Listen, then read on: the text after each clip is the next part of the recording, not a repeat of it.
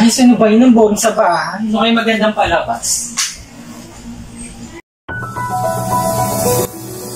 Suwon City sa lalawigan ng Hubei, China, nagmula ang 2019 nCoV or COVID-19.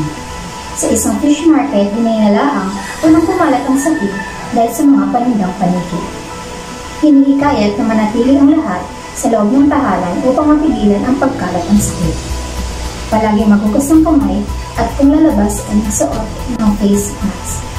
Maraming establishmento ang may ilatagong bilang ng taong pinapayagang pumasok dahil sa mga sinusunod na protocol. Isang miyembro lamang sa isang pamilya ang pinapayagang lumabas upang mamili ng mga pangangailangan. Pansamantala, nilansay ang online learning system para sa mga mag-aaral mula elementarya hanggang kolehiyo. Hala, Diyos ko! Ano nangyayari? Tita! Tara dito! Ano yun? Tita, narinig mo ba yung sa balita? May kumakalat daw ng mga virus. Ay, yun pala yung sinasabi ng mga marites dyan. Tapos magsasarado daw yung school, mag-online class daw. Idala pa naman kami. Hoy, bawal ka muna gumala. Dito ka lang sa bahay. Ayun, tapos isa lang pwede lumabas. Oo, isa lang ang pwede lumabas. Kaya pupunta na akong palengke, bibili ng alcohol, face mask, lahat ng mga kailangan. Di ka pwede lumabas. Dito ka lang. Sige na.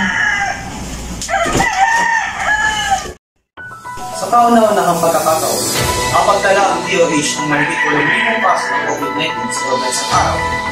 Nahigitan pa nito at 3 magkakasunod na 7,000 kaso ng Biyernes, na 50% ay natala mula sa Metro Manila. Pinapayuhan pa rin ang lahat na sundin ang mga protocol sa pinapatupad sa inyong mga bayan, gaya ng pagsusot ng face mask, paghugas ng kamay, at ang papanatili ng ligtas na distansya. Ayon sa mga siyentista, ay inuumpisa na ang pag-aaral sa dendritic cell ng mga taong may COVID upang magamit bilang vaccine. Ha? Nagamitin yung cells nila? Paano yun? E di makakawala yung wala pang virus. Uy, Bunso, ano ka ba? Hindi ganun yun.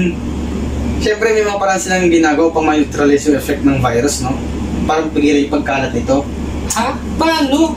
Baka mamaya maging zombie yung mga tao dahil sa ganyan. Naku? Ito, rin mo.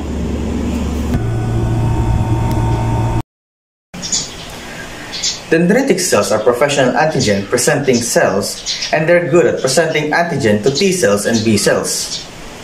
Dendritic cells can capture almost meaningless and non-existent amounts of antigens and turn those antigens into small peptides that can stimulate T cell responses. They have the unique capacity to be able to capture antigen from wherever in the body the antigen is first introduced. Like, if the antigen is first introduced in your skin, it can capture it, or if whatever it is, like in your mouth, in your skin, inside your body, in your lungs, your heart. Most importantly, dendritic cells are the only cells in the immune system, the only antigen-presenting cells that can actually initiate the antigen-specific immune response. Like, for example, getting infected by influenza. You may have T cells that can respond to it, but they're naive and they don't know what to do with it. So, the dendritic cells is what stimulates them to do what they need to do, like giving them the power or telling them how to defeat those specific infections. If you delete the dendritic cells from a mouse using a variety of genetic knockout, you'll find those mice almost completely incapable of mounting antigen-specific immune response, because only dendritic cells can present antigen with efficiency to wake the T cells to get going. Pakailang araw lumipas na agad na yung pasyente. Ako niya. Lalong tumataas ang bilang ng COVID cases. Naitala ang 2,540 COVID cases ngayong araw. Ayon sa IATF, nakakaroon ng lockdown sa NCR, Bulacan, Cavite at Pampanga. Hinihikayat na mag-work from home muna ang mga nagtatrabaho para sa pamilya. Ugaliin maghugas ng kamay, mag-sanitize ng bahay, gumamit ng alcohol, at ang pagsusuot ng face mask. Ano ba yan? Kailan kaya pwede lumabas? Lagi nang mataas kaso niyan na. Kailan kaya matatapos to? Umay naman eh, wala na nga magawa sa bahay. Inahiyahan ang lahat ng pabakuna sa pinakamalapit na health center sa inyong lugar. Pinapayuhan pa rin ang lahat na sundin ang mga protocols na pinapatupad sa inyong mga bayan. Kagaya ng pagsusuot ng face mask, paghugas ng kamay, at ang papanatili ng ligtas sa distansya.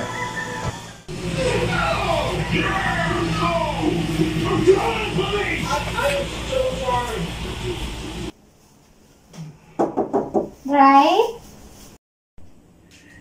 Oh, tita, hindi ka na pala. Saan ka galing? Di ba bawal pa lumabas? Sino nagsabi? Anong bawal? Sabi sa balita kahapon magpa-vaccine na, kaya dyan ako galing sa health center natin. Nagpa-vaccine na ako, kaya pwede na ako mag-mall. All, tita. Oh, pasalubong ko sa'yo. Wait! Mag-alcohol ka muna. Oh, ikaw, kailan mo balang magpa-vaccine? Naku, tita pa, sa akin kayo. Mawawala din naman yung virus na yun. Magiging okay lang din ulit. Ay, isang boring na sa bahay. Lagi na lang dito. Naikot ko na ata buong bahay, ah. Makapag-FB nga.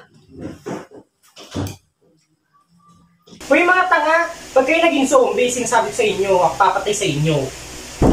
Uy, bunso, pakainin mo na naman. Ako, vaccinated na. Di ba pinapanood ko sa iyo nung nakaraan yung effects ng pagpapavaksin?